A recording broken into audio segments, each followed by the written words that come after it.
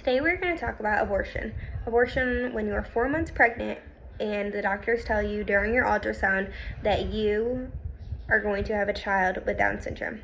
Now the ethical issue is choosing what you want or choosing life for your child, or do those two mesh together? Now let's think about what kind of family you are from and what kind of family you want to create. Are you and your husband Christian? Are your parents Christian? Are his parents Christian?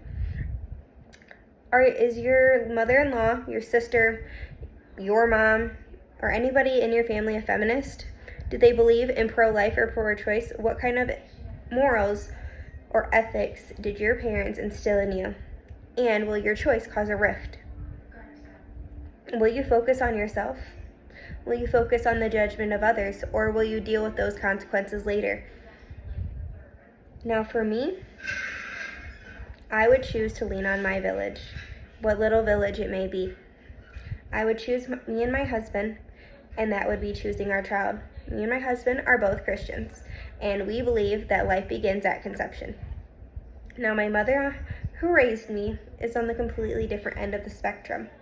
My mother, she raised me, my autistic brother, and my very asthmatic sister. She faced many challenges while parenting me and my siblings, and she makes them very known. Now, I can't stand on what kind of choices she would have made if she would have known that any of my siblings or I had these issues, but I can speak on how she would explain all the downfalls of parenting and the hardships I would face when I would raise my child with Down syndrome. When I was 16, I had gotten pregnant, and she had urged me to get an abortion. That's how I know she would still believe in what she does now. And although I did not choose that, she reminded me every single day how my choices led to even harder choices later on in life. Now, me and my mother have always had a rift due to those choices that I decided to make that were opposed to hers. Now, my mother-in-law, she raised my husband, a wonderful Christian man, and she would extend prayer. She would tell me that everything would be okay, and she would also offer as much help as she could give me. She would remind me of Philippians 4:13, I can do all things through Christ which strengtheneth me. So I would have one side of the family support me and another wouldn't. Now, I would like to talk to you about Proverbs 6:16 through 19. There are 6 things the Lord hates, and 7 that are an abomination to him: haughty eyes, a lying tongue, and hands that shed innocent blood. I'll stop there in scripture. We're talking about shedding innocent blood. We are having an abortion just because we don't want to face the hardships instead of putting our full trust in God. God will see us through it. If he deemed that you were not ready to take care of a child with Down syndrome or any other disability, he would not have that life for you. He is building you up for something much greater, a much greater purpose. Now, in the part of pro-abortion, you can think about the short-term effects.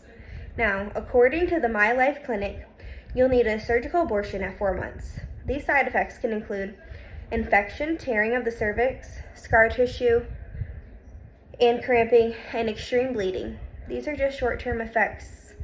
Would they really deter your motive for wanting to get an abortion? Let's think about the long-term effects. An incomplete abortion can happen, although it is only up to 2 to 8% according to the My Life Clinic. It could still happen. Now, due to an incomplete abortion, according to the My Life Clinic, this can cause issues when you try to conceive later on in life. Now, let's talk about the inner problems and the long-term effects. You will experience guilt or shame, and those can lead to eating disorders, anxiety or depression, and severed links between family members. Like I said, either choice that you make, though, will cause those severed links. Now, the short-term effects for not having an abortion are way slimmer. You could experience possibly regret, confusion, frustration on why this is happening to you. You will have to change your plan in life. Now, long-term effects is you'll become a permanent caretaker of that child. You will experience different medical expenses, and now you will also have to learn new things every single day on how to parent this child, because they will be different, and that is okay. Different is okay. Any of these experiences that you will face, though, you would be able to draw closer to God and rely on him because He will lead you through it. God will give you peace that passes all understanding, as long as you choose to lean on Him. There are consequences in every single choice you make. Now it's up to you and your moral or ethic code to make those choices.